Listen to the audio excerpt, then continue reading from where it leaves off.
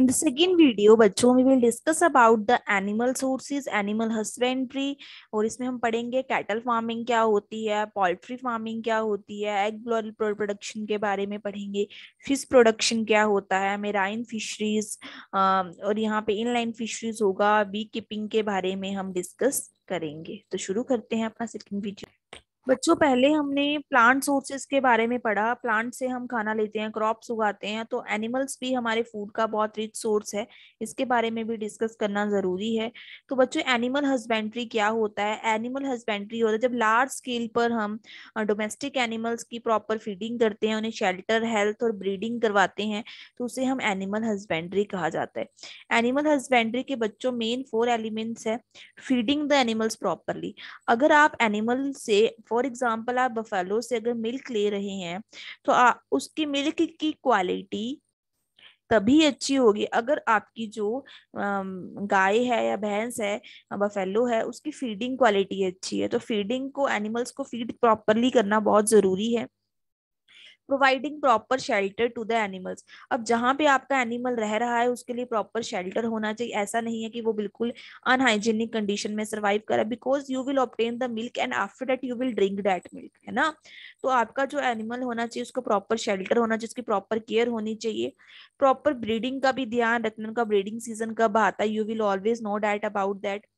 And आपको ये भी पता होना चाहिए कि आपका जो एनिमल है उसको कोई डिजीज तो नहीं हुई है, आप डिजीज एनिमल से तो नहीं कोई, अगर आप उसको डिजीज हुई है तो उस डॉक्टर के पास लेके जाइए, वेटनरी डॉक्टर्स के पास लेके जाइए, उसको प्रॉपर ट्रीटमेंट करवाइए, ठीक है। बिकॉज अगर आप डिजीज एनिमल से प्रोडक्ट ऑब्टेन करें तो आपको भी वो इन्फेक्शन होने का खतरा रहेगा।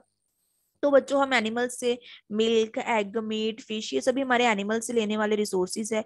इसलिए जैसे जैसे पॉपुलेशन ग्रो हो रही है तो एनिमल हस्बेंड्री भी एक नेसेसरी है, इसमें भी इम्प्रूवमेंट होना बहुत ही जरूरी है, ठीक है। Now now we will discuss some activities in your book. आप कभी अगर किसी फार्म में गए हैं, कोई भी डेयरी फार्म में, तो वहां पे आपने नंबर ऑफ कैटल्स देखी होंगी डिफरेंट ब्रीड्स की, और उनका अमाउंट ऑफ मिल्क प्रोडक्शन भी डिफरेंट होता है। तो जैसे कि जर्सी कैटल है, ब्राउन स्विस कैटल है और एंगस कैटल है। तो ये आपकी डिफरेंट ब्रीड्स होती हैं। जर्सी कैटल आपकी बेटा 9 गैलन्स मिल्क देती है एक दिन में। ब्राउन स्विस कैटल आपकी 4.6 गैलन्स मिल्क देती है एक दिन में। और एंगस आपकी 5.05 मिल्क देती है पर डे में। तो ये डिफरेंट आपकी ब्रीड्स हैं, तो आपने याद रखना है कैटल की ब्रीड्स को। Now the cattle farming. First आपका होता है cattle farming, because cattle farming बहुत ही हमारा बहुत ही पुराना है। लोग घरों में गाय पालते हैं, बफेलोज, बलक्स रखते हैं, गोट्स रखते हैं फॉर द मिल्क प्रोडक्शन के लिए, मिल्क के लिए, ठीक है। अब कैटल हार्वेस्टिंग एक तरह से कई लोगों ने डेयरी खोली होती है तो गेट द मिल्क, ठीक है। कई लोग जो है एनिमल्स का यूज करते हैं फॉर इरिगेशन, कार्टिंग में से बुलॉक्स का यूज करते हैं। तो कैटल हस्बेंड्री में भी इम्प्रूवमेंट होना जरूरी है, बिकॉज पॉपुलेशन बढ़ रही है, मिल्क प्रोडक्शन की डिमांड बढ़ रही है, और ऊपर से मिल्क से हमें बहुत सारे प्रोडक्ट्स मिलते हैं। तो can you name some milk products? Can you give name some milk products? इसीलिए जरूरत है ना मिल्क कैटल फार्मिंग को। तो कर्ड हो गया आपका, ठीक है, लस्सी हो गई, बटर हो गया, डिफरेंट प्रोडक्ट्स हमें जो है कहाँ से मिलते हैं आपके, तो इतने इंपॉर्टेंट प्रोडक्ट्स जो है आपके, चीज हो गया, आपके मिल्क से ही मिलते हैं, ठीक है। तो मिल्क को प्रॉपर कैसे हम इनको इम्प्रूवमेंट कर सकते हैं? प्रॉपर वेंटिलेटेड शेल्टर होना चाहिए, हेल्दी लिव लाइफस्टाइल होना चाहिए, जहाँ पे आप अपने अपने जो एनिमल को है वो रख रहे हैं, अपनी कैटल्स को रख रहे हैं, ताकि आपको क्लीन मिल्क मिल सके, आपको बिल्कुल अच्छा मिल्क मिले, अच्छी क्वालिटी का मिल्क मिले, जिससे क्या हो सकता है आप प्रोडक्शन को इम्प्रूव कर सकते हैं। अब food requirements to dairy element, सबसे पहले है कि उनका हेल्दी लाइफस्टाइल होना चाहिए, जो required during their lactation periods, ठीक है। उनका एक लैक्टेशन पीरियड होता है कि जिस टाइम पे वो लैक्टेट करते हैं। जो आप उनको रफेज दे रहे हैं वो हाई क्वालिटी का होना चाहिए, ग्रीन फोडर हो, हरा घास दीजिए अपने। हरा घास देने से जब आपकी गाय हरा घास खाती है तो जो उसका मिल्क की क्वालिटी है वो भी इंक्रीज होती है, दैट इज रिच इन सिलेज, है, लेग्यूम्स, ठीक है। लो हाई अब जो भी आप उसको न्यूट्रिएंट्स दे रहे हैं वो रिच इन होना, जैसे ऑयल सीड्स, ओट्स, बार्ले, ग्राम, ये सब जो है आपकी काऊ को दिया जाता है, जिससे कि डेयरी एनिमल्स की फूड रिक्वायरमेंट्स बढ़ेगी, तो आपकी जो मिल्क की क्वालिटी होगी वो भी अच्छी रहेगी। नेक्स्ट है डिजीजेज इन कैटल्स। अब कैटल्स में भी बहुत ज्यादा डिजीजेस लगने का खतरा रहता है, जिसकी वजह से आपको जो है उसके बारे में पता होना जरूरी है। जैसे कि इंटरनल पैरासाइट्स होते हैं कुछ, जो उनके स्टमक और इंटेस्टाइन पे इफेक्ट करते हैं। फ्लूक्स जो होती हैं वो उनके लीवर को डैमेज करती है। एक्सटर्नल उनके कुछ उनके स्किन पे होते हैं जो कि उनको स्किन रिलेटेड बीमारियां करते हैं। कुछ कम्युनिकेबल भी होती हैं, कुछ नॉन कम्युनिकेबल होती है जो फैलती हैं, ठीक है। तो अपने कैटल्स को वैक्सीनेशन करवाना जरूरी है। अब तो एनिमल वैक्सीनेशन भी आ गई हैं, तो रेगुलरली इंटरवल्स पे टाइम टू टाइम आपको जो है अपने कैटल्स को जो है वैक्सीनेट करवाते रहना चाहिए, ताकि उनको कोई भी इंफेक्शन ना हो, कोई भी डिजीज ना हो। नेक्स्ट है पोल्ट्री फार्मिंग। अब जब आप कैटल फार्मिंग के बाद हम पोल्ट्री फार्मिंग भी करते हैं, बिकॉज हैन जो आपके हेन्स होती हैं, जो उनसे हम क्या लेते हैं, एग लेते हैं, चिकन खाते हैं, मीट खाते हैं पोल्ट्री फार्मिंग के लिए, ठीक है। तो इनको भी, इनकी प्रोडक्शन को इंक्रीज करना बहुत जरूरी है, ठीक है। क्रॉस ब्रीडिंग प्रोग्राम्स लगाए जाते हैं कि ताकि हमें हाई क्वालिटी के एग जो है वो इंश्योर मिले, because egg is the rich source of nutrients, है ना। मीट को और चिकन को जो है न्यूट्रिएंट का बहुत ही अच्छा सोर्स माना जाता है, ठीक है। तो इनको जो है, तो अगर हम किसी चिकन को खा रहे हैं भी तो हमें प्रॉपर उसे वेंटिलेटेड शेल्टर में रखना चाहिए। अनहाइजेनिक कंडीशन बिल्कुल नहीं होगी। अगर आप अनहाइजेनिक कंडीशन से, अनहाइजेनिक प्लेस से आप किसी एग्स को खरीद रहे तो बिल्कुल भी मत लीजिए, बिकॉज वो बिल्कुल ही अनहाइजेनिक कंडीशंस में ग्रो हुए हैं, वो बिल्कुल भी न्यूट्रिश नहीं होंगे, उससे आपको बीमारियां कॉज हो सकती है, ठीक है। हमें एग से न्यूट्रिशन फूड मिलता है। अब देखो पोल्ट्री फार्म में सबसे ज्यादा बीमारियां होती है, आए दिन हमें सुनने को मिलता है जी, बर्ड फ्लू हो गया, ठीक है। तो आपको, because of they are most, मतलब सबसे ज्यादा उनको बैक्टीरिया फंगल डिजीजेस होने का खतरा रहता है। तो कैसे, जैसे कि increase the number of chicks, good quality के चिकन्स होने चाहिए, ठीक है। मतलब कि उनकी ब्रीडिंग पैटर्न अच्छा होना चाहिए। Develop breeds with low maintenance requirement, ऐसी ब्रीड्स होनी चाहिए जिनको ज्यादा मेंटेनेंस की जरूरत ना हो। Reduce the size of the egg laying bird, जो एग लेइंग बर्ड होता है जिसका साइज जो होना चाहिए वो कम होना चाहिए। ऐसे ब्रीडिंग पैटर्न्स होने चाहिए। जो आपके ब्रॉयलर चिकन होते हैं, जैसे कि ब्रॉयलर है इतने बड़े, उनके जो आर विटामिन रिच, उनके में विटामिन ए और के होती है, ताकि मतलब उनके फूड क्वालिटी बहुत ही अच्छी होती है, उनको मीन्स उनको काफी अच्छी क्वालिटी का चिकन माना जाता है।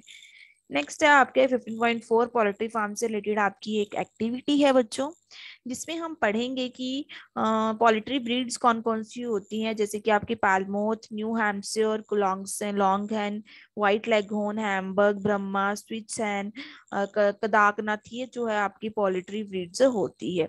अब हाउसिंग क्या होता है बच्चों? हाउसिंग एक तरह का कंफर्टेबल हेल्दी साइड होता है, which should be cool in summer and warm in winter. एक तरह का घर होता है उनके लिए, पोल्ट्री फार्म्स के लिए, जो समर में ठंडा और विंटर में गर्म होता है, जिसमें सनलाइट प्रोवाइड की जाती है। एनिमल्स, डॉग्स, कैट, स्नेक्स को रखा जाता है। लाइटिंग मीन्स 14 to 16 आवर्स की लाइटिंग चाहिए होती है for their regular growth. Now the fish production. अब आपने कैटल क्या ये यूज करते हैं हम एज अ फूड सोर्सेज के लिए, पोल्ट्री फार्म्स का भी हमने पढ़ा कि हन से हम एग लेते हैं, तो फिश प्रोडक्शन भी बहुत जरूरी है। लोग फिशेस खाते हैं, फिशेस को भी एज अ फूड लिया जाता है, और बहुत ही लार्ज एरिया पे भी फिशेस का प्रोडक्शन होता है। ऐसे कि फिश जो चीप सोर्स है, हाई प्रोटीन कंटेंट है, आयोडीन कंटेंट है। फिशेज आपको मेराइन फिशेज भी होती है, पॉन्ड्स वगैरह की फिशेज भी होती है, डिफरेंट फिशेज होते हैं, फिन फिशरीज, शेल फिशरीज, ठीक है। Capturing and exploitation of the cartilaginous and bony fishes, ये हम आगे डिस्कस करेंगे अभी। बच्चों मेराइन फिशरीज आपके जो समुद्रों में पाई जाती है उन्हें मेराइन फिशरीज कहते हैं, जैसे कि आपके पॉम्प्रेट्स हो गए, मैकरल, टूना, सार्डिन्स, ये आपके मेराइन फिशरीज होते हैं। मेराइन फिशेस को कैच करने के लिए दो मेथड होते हैं, ट्रेडिशनल पुराने और कुछ नए। अब क्या किया जाता है, पहले टाइम पे तो जाल जाल बिछाकर जो था फिशेस को लिया जाता था, जाल में फिशेस को फंसाया जाता था, लेकिन आजकल इको साउंडर्स यूज करते हैं, मतलब जिसकी इको साउंडर से हमें पता लग जाता है कि कौन सी फिशेस जो है वो कहाँ पर है। नाउ द इनलैंड फिशरीज, बच्चों इनलैंड फिशरीज क्या होती है, मीन्स जब छोटे पैमाने पर, जैसे कि आप किसी पोंड या किसी लेक या किसी रिजर्वायर से जो है आप लगून्स हो गए आपके, वहां से आप फिश ले रहे हो, जैसे रोहू हो गया, फ्रेश वाटर भी कह सकते, कैटला, अमेरिकन सिल्वर कैप, ये जो होती है वो आपकी फिश वाटर फिशरीज होती है। तो फिश वाटर इनलैंड फिशरीज आपकी दो तरह की होती है, capture fisheries and culture fisheries. तो ये आपकी इनलैंड फिशरीज है, कैटला, सिल्वर कार्प, ये आपकी कैटला है, ये आपकी सिल्वर कार्प है, ये आपकी रोहू है, ये आपकी कॉमन कार्प है, ये आपकी मिर्गल है, ये आपकी ग्रास कार्प है। ठीक है, उसके बाद है बी कीपिंग। बी कीपिंग भी बहुत बड़े पैमाने पे की जाती है for the production of honey. ठीक है, हनी की प्रोडक्शन के लिए बी कीपिंग के जैसे उसके वैक्स का यूज किया जाता है।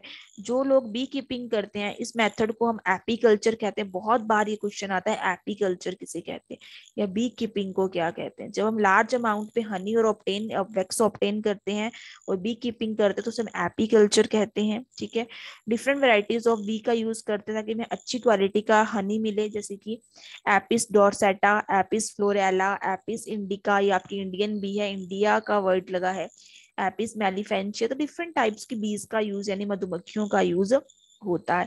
अब आपको पता है हनी जो होता है रिच सोर्स इन न्यूट्रिएंट होता है, इसे कॉस्मेटिक्स में यूज किया जाता है, एज अ फूड यूज किया जाता है, बहुत ही अच्छा होता है। ठीक है, बीज क्या कलेक्ट करती है, नेक्टर और पोलन ग्रेन्स कलेक्ट करती है।